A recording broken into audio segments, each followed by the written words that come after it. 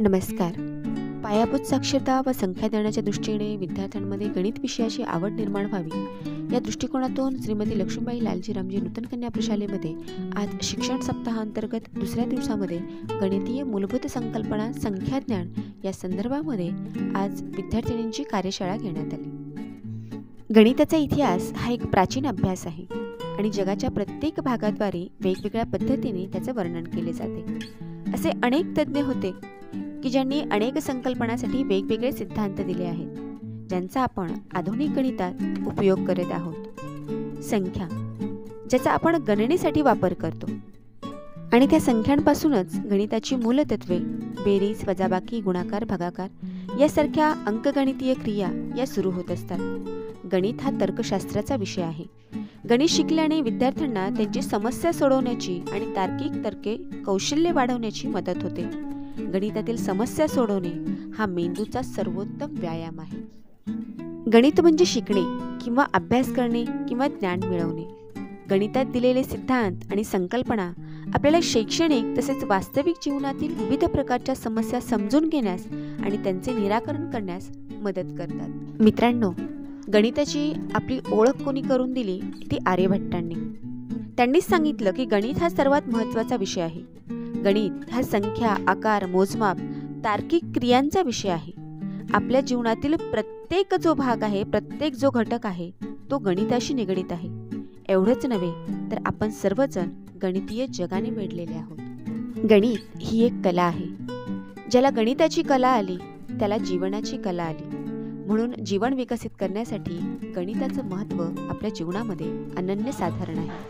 जन्मदिनांक, जन्म महिना हा भागाकाराच्या साहाय्याने त्याच पद्धतीनं जन्मतारीख ही वर्गसंख्येच्या रूपानं काढण्यासाठी ह्या चार्टचा मदत होते. या ठिकाणी आपण दुसऱ्या संख्यांचा देखील वापर करू शकतो.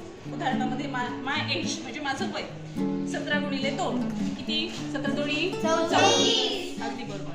मग माझ्या बुटाची साईज 20/2 10. अशाच पद्धतीनं जर का माझी बर्थ डेट 2चा वर्ग 4 म्हणजे माझी जन्मतारीख किती आहे? 4. The number of pets.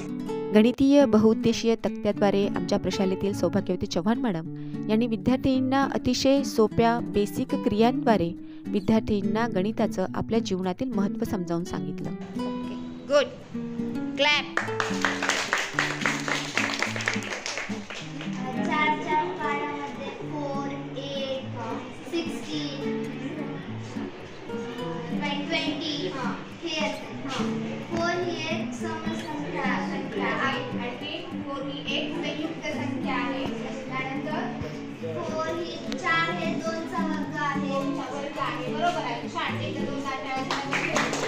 आता या ठिकाणी या कार्डमधून ती 4 कार्ड काढणार आहे.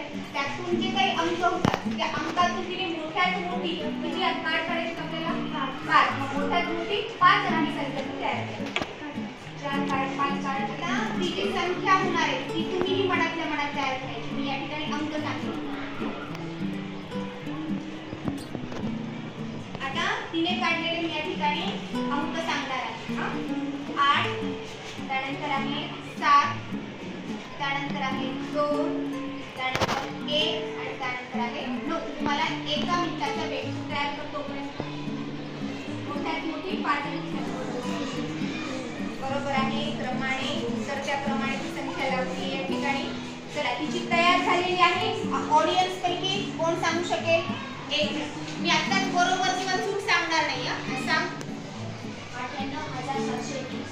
98,731. हा तू सांग. 98,721. 98,721. ओके. यू 98,721. मग कुणाची 98,721 आली आहे?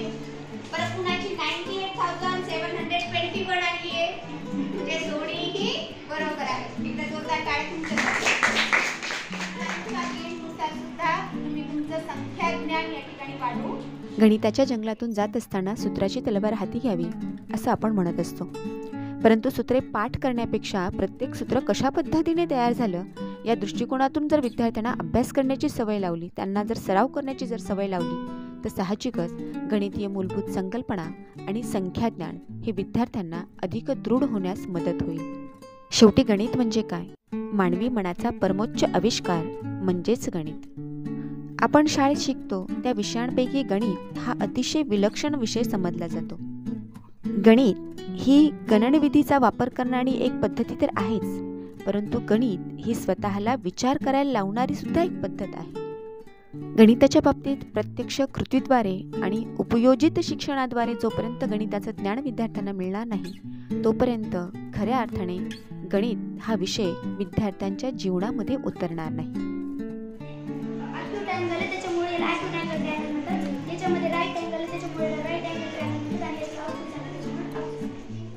प्रत्यक्ष कृतीयुक्त शिक्षण घेत आजचा शिक्षण सप्ताहाचा दुसरा दिवस गणितीय मूलभूत संकल्पना आणि संख्याज्ञान हा अतिशय उत्साहात आणि आनंदात पार पडला. पुन्हा भेटूयात पुढच्या व्हिडिओमध्ये. तोपर्यंत धन्यवाद.